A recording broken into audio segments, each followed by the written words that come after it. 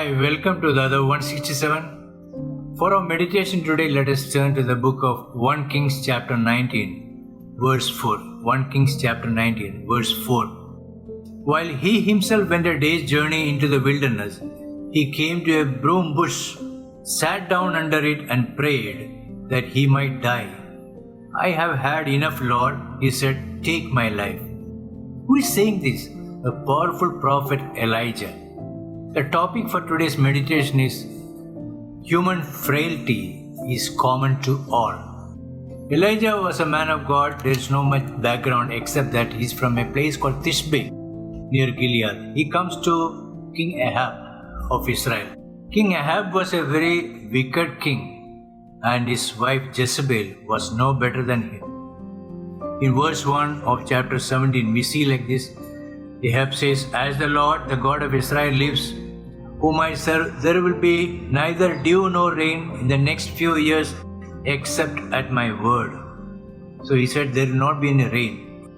And God told Elijah to leave the place and took care of him in a place called Kerith Rabin. Thereafter God led Elijah to a place in Zarephath near Sidon. And God took care of him through a widow at Zarephath.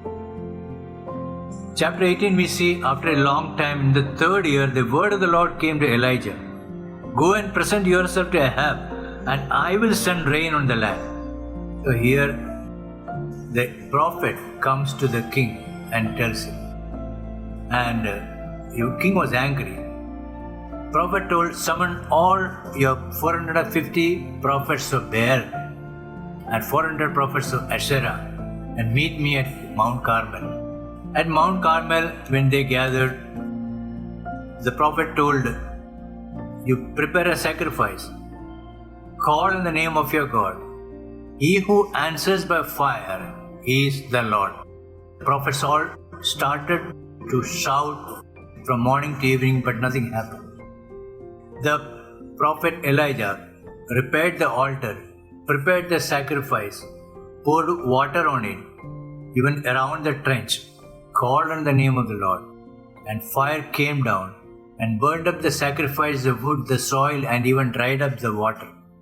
Thereafter the prophet put to death all the prophets of Baal and Asherah, and there was rain immediately. This news reached the queen Jezebel, and she said, by tomorrow I will make the life of Elijah like one of these. And Elijah was afraid. That's verse 3, chapter 9. Ran for his life. He was afraid. A man who accomplished such a great feat at Mount Carmel. He says, take my life. So human frailties are common to all. Point number 2. Get over the desperation quickly. We have seen cases where businesses have been lost and people end their life. Students commit suicide because they have been faced failures, unexpected. So all these things, the moments of desperation, we should get over it so quickly that we should not come under the situation desperate that we will go and commit any such sin. Point number 3. God will provide a way. When Paul was writing to Corinthians, 1 Corinthians chapter 10, verse 12, he was speaking in terms of temptation. If you think you are standing firm, be careful that you don't fall. That's what Paul says to the believers at Corinth. No temptation has overtaken you except what is common to mankind. So everything is common to mankind. And God is faithful. He will not let you be tempted beyond what you can bear. And then Paul says, but when you are tempted, He will also provide a way out so that you can endure it. So God is faithful when we go through situations of temptations or desperation. Keep trusting in God. God will provide a way out. Never be under the situation. Even when the Hebrew writer to the Hebrews writes about Jesus Christ, who's portrayed as the high priest in chapter 4, we read in verse 14. Therefore, since we have a high priest who has ascended into heaven, Jesus the Son of God, let us hold firmly to the faith we profess.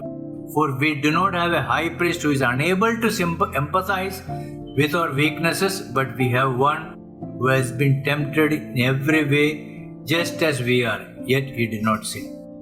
So we need to remember, human frailty is common to all. To get over the situation of desperation quickly. Point number 3, God will provide a way out. So keep trusting in God. May God help us with this. Thank you.